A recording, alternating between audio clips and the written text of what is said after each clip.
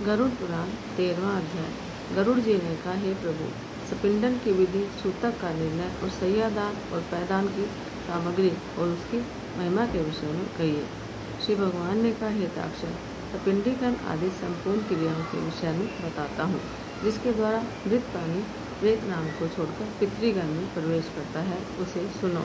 जिसका पिंड रुद्र स्वरूप पितामह आदि के पिंडों में नहीं मिला दिया जाता, उनको पुत्रों के द्वारा दिए गए अनेक प्रकार के दान प्राप्त नहीं होते। उनका पुत्र भी सदा अशुद्ध रहता है, कभी शुद्ध नहीं होता, क्योंकि सपिंडीकरण के बिना सूतक की निवृत्ति अर्थात समाप्ति नहीं होती। इसलिए पुत्र के द्वारा सूतक के अंत में सपिंडन किया जाना चाहिए। मैं सभी के लिए सूतकांत का काल कहूँगा। ब्राह्मण 10 दिन में, क्षत्रिय 12 दिन में, वैश्य 15 दिन में और शूद्र 1 मास में शुद्ध होता है। प्रेत संबंधी सूतक में सपिंडी 10 दिनों में शुद्ध होते हैं। कुल के लोग 3 रात में शुद्ध होते हैं और गोत्रज स्नान मात्र से शुद्ध हो जाते हैं। चौथी पीढ़ी तक के बांधव 10 रात में, 5वीं पीढ़ी के लोग 6 रात में, 6ठी पीढ़ी के 4 दिन में, 7वीं पीढ़ी के 3 दिन में, 8वीं पीढ़ी के 1 दिन में, 9वीं पीढ़ी के दोपहर में, 10वीं पीढ़ी के लोग स्नान से, मरणाशोच और जन्नाशोच से शुद्ध हो जाते हैं। देशांतर में गया हुआ कोई व्यक्ति अपने कुल के जन्नाशोच या मरणाशोच के विषय का समाचार 10 दिन के अंदर सुनता है, तो 10 रात्रि बीतने में जितना समय शेष रहता है, उतने समय के लिए उसे अशोच होता है। 10 दिन बीत जाने के बाद और 1 वर्ष के पहले तक ऐसा समाचार मिलने पर 3 रात तक अशोच रहता है। 1 वर्ष बीत जाने पर समाचार मिले तो स्नान मात्र से शुद्धि हो जाती है। मरणाशोच के आदि के 2 भागों के बीतने के पहले अर्थात 6 दिन तक यदि कोई दूसरा अशोच आ पड़े तो आद्य अशोच की निवृत्ति के साथ ही दूसरे अशोच की भी निवृत्ति अर्थात शुद्धि हो जाती है। किसी बालक की दांत निकलने के पहले मृत्यु होने पर सद्य अर्थात उसके अंतिम संस्कार के बाद स्नान करने पर, चूड़ाकरण अर्थात मुंडन हो जाने पर 1 रात, व्रत बंद होने पर 3 रात, व्रत बंद के पश्चात मृत्यु होने पर 10 रात का अशोच होता है। जब किसी भी वर्ण की कन्या की मृत्यु जन्म से लेकर 27 मास की अवस्था तक हो जाए तो सभी वर्णों में समान रूप से सद्य अशोच की निवृत्ति हो जाती है। इसके बाद वागदान पर्यंत 1 दिन का और उसके बाद अथवा बिना वागदान के भी सयानी कन्याओं की मृत्यु होने पर 3 रात्रि का अशोच होता है। यह निश्चित है। वागदान के अनंतर कन्या की मृत्यु होने पर पितृकुल और वरकुल दोनों को 3 दिन का और कन्यादान हो जाने पर केवल पति के कुल में अशोच होता है। 6 मास के अंदर गर्भस्राव हो जाने पर जितने माह का गर्भ होता है उतने ही दिनों में शुद्धि होती है। उसके बाद अर्थात 6 माह के बाद गर्भस्राव हो तो उस स्त्री को अपनी जाति के अनुरूप अशोच होता है। गर्भपात होने पर सपिंड की स्नानोत्तर शुद्धि हो जाती है। कलयुग में जन्नाशोच और मरणाशोच से सभी वर्णों की 10 दिन में शुद्धि हो जाती है, ऐसा शास्त्र का निर्णय है। मरणाशोच में आशीर्वाद, देह पूजा, प्रत्युत्थान यानी आगंतुक के स्वागत के लिए उठना, अभिवादन, पलंग पर सोना अथवा किसी अन्य का स्पर्श नहीं करना चाहिए। किसी प्रकार मरणाशोच में संध्या, दान, जप, होम, स्वाध्याय, पितृतर्पण, ब्राह्मण भोजन और व्रत नहीं करना चाहिए। जो व्यक्ति सूतक में नित्यानैमित्तिक अथवा काम्य कर्म करता है, उसके द्वारा पहले किए गए नित्यानैमित्तिक आदि कर्म विनष्ट हो जाते हैं। व्रती, मंत्रभूत, अग्निहोत्री, ब्राह्मण, ब्रह्मनिष्ठ, यति और राजा इन्हें सूतक नहीं लगता। विवाह, उत्सव अथवा यज्ञ में मरणाशोच हो जाने पर उस अशोच की प्रवृत्ति के पूर्व बनाया हुआ अन्न भोजन करने योग्य होता है, ऐसा मनु ने कहा है। सूतक न जानने के कारण जो व्यक्ति सूतक वाले घर से अन्न आदि कुछ ग्रहण करता है वह दोषी नहीं होता, किंतु याचक को देने वाला दोष का भागी होता है। जो सूतक को छिपाकर ब्राह्मण को अन्न देता है वह दाता और सूतक को जानकर भी जो ब्राह्मण सूतकांत का भोजन करता है वे दोनों ही दोषी होते हैं। इसलिए सूतक से शुद्धि प्राप्त करने के लिए पिता का सपिंडन श्राद्ध करना चाहिए, तभी वह मृतक पितृगणों के साथ पितृलोक में जाता है। तत्वदर्शी मुनियों ने 12वें दिन 3 पक्ष में 6 मास में अथवा 1 वर्ष पूरा होने पर सपिंडीकरण करने के लिए कहता हूँ। कलयुग में धार्मिक भावना के अनित्य होने से, पुरुषों की आयु क्षीण होने से और शरीर की अस्थिरता के कारण 12वें दिन ही सपिंडीकरण कर लेना प्रशस्त है। गृहस्थ के मरने पर व्रतजन्य व्रतबंध, उत्सव आदि व्रत उद्यापन, विवाह आदि कृत्य नहीं होते जब तक पिंड मिलन नहीं होता, अर्थात पितरों में पिंड मिला नहीं दिया जाता या सपिंडीकरण नहीं हो जाता। तब तक उसके यहाँ से भिक्षु भिक्षा भी ग्रहण नहीं करता, अतिथि उसके यहाँ सत्कार नहीं ग्रहण करता और नित्य नैमित्तिक कर्मों का भी लोप रहता है। कर्म का लोप होने से दोष का भागी होना पड़ता है। इसलिए चाहे निरग्निक हो या साग्निक, अग्निहोत्री 12वें दिन सपिंडन का श्राद्ध कर देना चाहिए, यानी सपिंडन कर देना चाहिए। सभी तीर्थों में स्नान आदि करने और सभी यज्ञों का अनुष्ठान करने से जो फल मिलता है वही फल 12वें दिन सपिंडन करने से मिलता है। अतः स्नान करके वृद्धावस्था में गोमय से लेपन करके पुत्र को शास्त्र की विधि से सपिंडन श्राद्ध करना चाहिए। पाद्य, अर्घ्य, आचमनीय आदि से विश्व देवों का पूजन करें और असदगति के पितरों के लिए भूमि में विकिट देकर हाथ पांव धोकर पुनः आचमन करें। तब वसु, रुद्र और आदित्य स्वरूप पिता, पितामह और प्रपितामह को क्रमशः एक एक अर्थात 3 पिंड प्रदान करें। चौथा पिंड मृतक को प्रदान करें। चंदन, तुलसी पत्र, धूप, दीप, सुंदर भोजन, तांबूल, सुंदर वस्त्र और दक्षिणा आदि से पूजन करें। फिर स्वर्ण की शिलाका से प्रेत के पिंड को 3 भागों में विभक्त करके पितामह आदि के पिंडों में अलग अलग उसका मेलन करें, अर्थात एक भाग पिता के पिंड में, दूसरा भाग प्रपिता के पिंड में, तीसरा भाग वृद्ध प्रपिता के पिंड में मिलाएं। हे ताक्षय, मेरा मत है कि माता के पिंड का मेलन पितामही आदि के पिंड के साथ और पिता के पिंड का मेलन पितामह आदि के पिंड के साथ करके सपिंडीकरण श्राद्ध संपन्न करना चाहिए। जिसके पिता की मृत्यु हो गई हो और पितामह जीवित हो, उसे प्रपितामह आदि पूर्व पुरुषों को 3 पिंड प्रदान करने चाहिए और पितृपिंड को 3 भागों में विभक्त करके प्रपितामह आदि उन्हीं के साथ मेलन करें। माता की मृत्यु हो जाने पर पितामही जीवित हो तो माता के सपिंडन श्राद्ध में भी पितृ सपिंडन की भांति प्रपितामही आदि में मातृपिंड का मेलन करना चाहिए, अथवा पितृपिंड को मेरे पिंड विष्णु जी के में और मातृपिंड को महालक्ष्मी पिंड में मिलाएं। पुत्रहीन स्त्री का सपिंडन आदि श्राद्ध करके पति को करना चाहिए और उसका सपिंडीकरण उसकी सास आदि के साथ होना चाहिए। एक मत के अनुसार विधवा स्त्री का सपिंडीकरण पति, ससुर और वृद्ध ससुर के साथ करना चाहिए। हे ताक्षय, यह मेरा मत नहीं है। विधवा स्त्री का सपिंडन पति के साथ होने योग्य है। हे काश्यप, यदि पति और पत्नी एक ही चिता पर आरूढ़ हुए हों तो तृण को बीच में रखकर ससुर आदि के पिंड के साथ स्त्री के पिंड का मिलन करना चाहिए। एक चिता पर माता पिता का दाह संस्कार किए जाने पर एक ही पुत्र पहले पिता के उद्देश्य से पिंडदान करके स्नान करे, फिर अपनी सती माता का पिंडदान करके पुनः स्नान करे। यदि 10 दिन के अंतर्गत किसी सती ने अग्नि प्रवेश किया है तो उसका सैयादान और सपिंडन आदि कृत्य उस दिन करना चाहिए जिस दिन पति का क्रिया जाए। हे गरुड़, सपिंडीकरण करने के अनंतर पितरों का तर्पण करें और इस क्रिया में वेद मंत्रों से समन्वित स्वधाकार का उच्चारण करें। इसके बाद अतिथि को भोजन कराएं और अंतकार प्रदान करें। ऐसा करने से पितर, मुनिगण, देवता और दानव तृप्त होते हैं। भिक्षा 1 ग्रास के बराबर होती है। पुष्कर 4 ग्रास के बराबर होता है और 4 पुष्करों का एक हंताकार होता है। और सपिंडीकरण में ब्राह्मणों के चरणों की पूजा चंदन अक्षत से करनी चाहिए और पितरों की आय तृप्ति के लिए ब्राह्मणों को दान देना चाहिए। वर्ष भर जीविका का निर्वाह करने योग्य घी, अन्न, स्वर्ण, रजत, सुंदर गो, अश्व, गज, रथ और भूमि का आचार्य को भी दान करना चाहिए। इसके बाद स्वस्ति वाचन पूर्वक मंत्रों से कुमकुम, अक्षत और नैवेद्य आदि के द्वारा ग्रहों, देवी और विनायक की पूजा करनी चाहिए। इसके बाद आचार्य मंत्रोच्चारण करते हुए यजमान का अभिषेक करें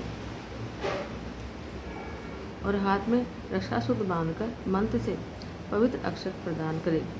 फिर विविध प्रकार के सुस्वादु मिष्ठानों से ब्राह्मणों को भोजन कराएं और फिर दक्षिणा से अन्न और जल 12 घट प्रदान करें। फिर ब्राह्मणी को वर्ण क्रम से अपने शुद्धि हेतु क्रम से जल, शस्त्र, कोड़े पर डंडे का स्पर्श करना चाहिए, अर्थात ब्राह्मण जल का, क्षत्रिय शस्त्र का, वैश्य कोड़े का और शुद्ध डंडे का स्पर्श करे। ऐसा करने से वे शुद्ध हो जाते हैं। इस प्रकार सपिंडन श्राद्ध करके क्रिया करते समय पहने गए वस्त्रों का त्याग कर दे। इसके बाद श्वेत वर्ण के वस्त्र को धारण करके सैया दान करे। इंद्र सहित सभी देवता सैया दान की प्रशंसा करते हैं। अतः मृतक के उद्देश्य से उसकी मृत्यु के बाद अथवा जीवन काल में भी सैया प्रदान करनी चाहिए। सैया सुदृढ़ काष्ठ की सुंदर और विचित्र चित्रों से चित्रित दृढ़ रेशमी सूत्रों से बनी हुई तथा स्वर्ण पत्रों से अलंकृत हो, श्वेत रुई के गद्दे, सुंदर तकिए और चादर से युक्त हो, पुष्प गंध आदि द्रव्यों से सुवासित हो, वह सुंदर बंधनों से भली भांति बंधी हुई हो और पर्याप्त विशाल हो और सुख प्रदान करने वाली हो। ऐसी सैया को बनाकर कुश या दरी चादर युक्त भूमि पर रखे। उस सैया के चारों ओर छाता, चांदी का दीपालय, चंवर, आसन और पात्र, झारी या कलश, गढ़वा, दर्पण, 5 रंगों वाला चंदुआ और शयन के उपयोगी और सभी सामग्रियों को यथास्थान स्थापित करें। उस सैया के ऊपर सभी प्रकार के आभूषण, आयुध और वस्त्र से युक्त स्वर्ण की श्री लक्ष्मी नारायण की मूर्ति स्थापित करें। सौभाग्यवती स्त्री के लिए दी जाने वाली सैया के साथ पूर्वोक्त वस्त्रों के अलावा काजल, महावर, कुमकुम, स्त्रों वाले वस्त्र, आभूषण और सौभाग्य द्रव्य आदि सब कुछ प्रदान करें। फिर सपत्नी ब्राह्मण को गंध पुष्प आदि से अलंकृत करके ब्राह्मणी को कर्णाभरण, अंगूठी और सोने के कंठसूत्र से विभूषित करे। उसके बाद ब्राह्मण को साफा, दुपट्टा, कुर्ता पहनाकर श्री लक्ष्मी नारायण की मूर्ति के आगे सुख सैया पर बिठाए। कुमकुम और पुष्पाला आदि से श्री लक्ष्मी नारायण की भली भांति पूजा करे। फिर लोकपाल, नवग्रह, देवी और विनायक की पूजा करे। उत्तराभिमुख होकर अंजलि में पुष्प लेकर ब्राह्मण के सामने स्थित होकर इस मंत्र का उच्चारण करें। हे कृष्ण, जैसे क्षीर सागर में आपकी सैया है, वैसे ही जन्म जन्मांतर में भी मेरी सैया सोनीय हो। इस प्रकार प्रार्थना करके विप्र और श्री लक्ष्मी नारायण को पुष्पांजलि चढ़ाकर संकल्प पूर्वक सभी सामग्रियों के साथ व्रतोपदेशक ब्रह्मवादी गुरु को सैया का दान दे और कहे, हे ब्राह्मण, इस सैया को ग्रहण करो। ब्राह्मण को दात कस्मा, अदात कामो, अदात कामायादात, कामो दाता, कामे प्रतिग्रहिता, कामे तते, यह मंत्र कहते हुए ग्रहण करें। इसके बाद सैया पर स्थित ब्राह्मण को लक्ष्मी और नारायण की प्रतिमा को खिलाएं। फिर प्रदक्षिणा और प्रणाम करके उन्हें विसर्जित करें। यदि पर्याप्त धन संपत्ति हो तो सैया में सुखपूर्वक शयन करने के लिए सभी प्रकार के उपकरणों से अत्यंत सुंदर गृहदान भी करें। जो जीवित अवस्था में अपने हाथ से सैया दान करता है, वह जीते हुए पर्व काल में वृक्ष उत्सर्ग भी करे। एक सैया एक ही ब्राह्मण को दे, बहुत ब्राह्मणों को एक सैया कदापि न दे। यदि वह सैया अलग और विक्रय करने के लिए दी जाती है तो वह दाता के अधःपतन का कारण बनती है। सतपात को सैया दान करने से वांछित फल की प्राप्ति होती है और पिता और दान देने वाला पुत्र दोनों इस लोक और परलोक में मुदित होते हैं। सैया दान के प्रताप से दाता दिव्य इंद्रलोक में अथवा सूर्यपुत्र यम के कुल में पहुंचता है, इसमें संशय नहीं है। श्रेष्ठ विमान पर आरूढ़ होकर अप्सरा गणों से सेवित दाता प्रलय पर्यंत आतंक रहित होकर स्वर्ग में रहता है। सभी तीर्थों में तथा सभी पर्व दिनों में जो भी पुण्य कार्य किए जाते हैं, उन सभी से अधिक पुण्य सैया दान के द्वारा प्राप्त होता है। इस प्रकार पुत्र को सैया दान करके पददान देना चाहिए। पददान के विषय में मैं तुम्हें बताता हूँ। छाता, जूते, वस्त्र, अंगूठी, कमंडलू, आसन, पंचपात्र, ये 7 वस्तुएं पद कही गई हैं। दंड, ताम्रपत्र, कच्चा अन्न, भोजन, अर्धपात्र, यज्ञोपवीत को मिलाकर पद की संपूर्णता होती है। इस प्रकार शक्ति के अनुसार 13 पददानों की व्यवस्था करके 12वें दिन 13 ब्राह्मणों को पददान करना चाहिए। इस पददान से धार्मिक वृत्त सद्गति को प्राप्त होते हैं। यम मार्ग में गए हुए जीवों के लिए पददान सुख प्रदान करने वाला होता है। वहाँ यम मार्ग में अत्यंत प्रचंड आतप होता है, जिससे मनुष्य जलता है। छाता दान करने से उसके सिर पर सुंदर छाया हो जाती है। जो जूता दान करते हैं वे अत्यंत कंटक के यमलोक के मार्ग में अश्व पर चढ़कर जाते हैं। हे क्रिएचर, वहाँ यम मार्ग में शीत, गर्मी और वायु से अत्यंत घोर कष्ट मिलता है। वस्त्र दान के प्रभाव से जीव सुखपूर्वक उस मार्ग को तय कर लेता है।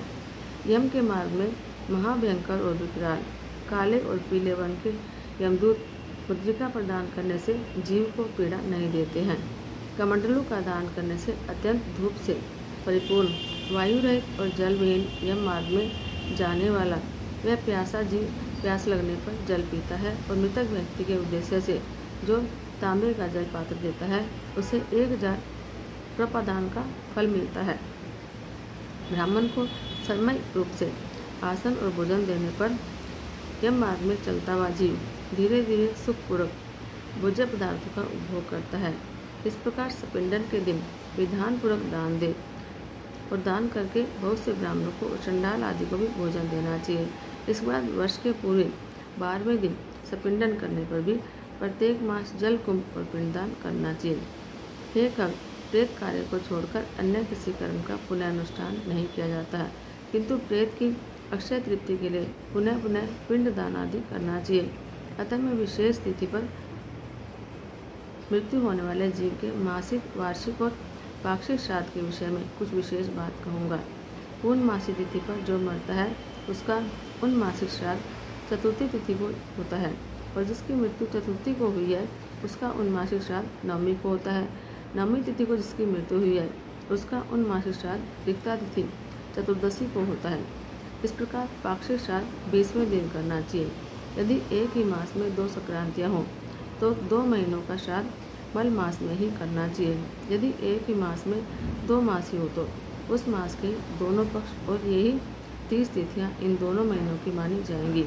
मल मास में पड़ने वाले उन दोनों मासों के मासिक श्राद्ध के विषय में विद्वानों को यह व्यवस्था सोचनी चाहिए कि श्राद्ध तिथि के दिन पूर्वार्ध में प्रथम मास का श्राद्ध करें और द्वितीयार्ध में दोपहर के बाद दूसरे मास का श्राद्ध करें।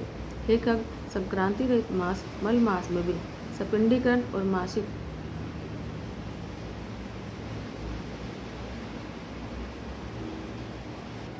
और प्रथम वार्षिक श्राद्ध करना चाहिए।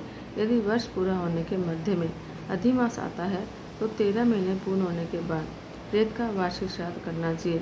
संक्रांति रहित मास में पिंड सहित श्राद्ध और संक्रांति युक्त मास में पिंड युक्त श्राद्ध करना चाहिए। इस प्रकार प्रथम वार्षिक श्राद्ध को मल मास और उसके बाद आने वाले शुद्ध मास 13वें मास दोनों ही मासों में करना चाहिए। इस प्रकार वर्ष पूरा होने पर वार्षिक श्राद्ध करना चाहिए और वार्षिक श्राद्ध की तिथि को विशेष रूप से ब्राह्मणों को भोजन कराना चाहिए।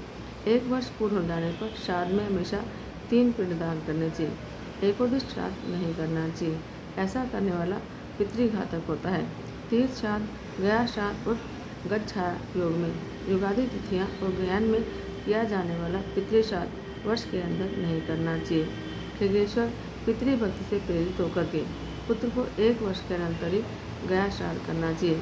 गया श्राद्ध करने से पितर भवसागर से मुक्त हो जाते हैं और भगवान गदाधर की कृपा से वे परम गति को प्राप्त होते हैं। गया के विष्णुपद तीर्थ में तुलसी की मंजरी से भगवान विष्णु की पादुका का पूजन करना चाहिए और उसके अलावा आदि तीर्थों में यथाक्रम पिंडदान करना चाहिए। जो व्यक्ति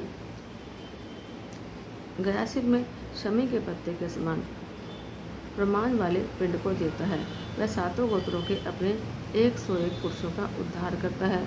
कुल को आनंदित करने वाला जो पुत्र गया में जाकर श्राद्ध करता है पितरों की पुष्टि देने के कारण उसका जन्म सफल हो जाता है। हे खगेश्वर, यह सुना जाता है कि देव पितरों ने मनु के पुत्र इक्ष्वाकु को कलाप वन में यह गाथा सुनाई थी। क्या हमारे कुल में ऐसे कोई सन्मार्गगामी पुत्र होंगे जो गया में जाकर आदरपूर्वक हम लोगों को पिंड प्रदान करेंगे? हे ताक्षय, इस प्रकार जो पुत्र पितरों की परलोक संबंधी क्रिया करता है वह सुखी होकर कौशिक के 7 पुत्रों की कथा मत्स्य पुराण, हरिवंश पुराण और पद्म पुराण में आई है, उनकी भांति मुक्त हो जाता है। हे ताक्षय, भरद्वाज के 7 पुत्र पितृश्राद्ध के हेतु गोवध करके भी 7 जन्म परंपराओं को भोग कर पितरों के प्रसाद से मुक्त हो गए। कौशिक के वे 7 पुत्र प्रथम जन्म में दिशान देश में 7 व्याधों के रूप में उत्पन्न हुए थे।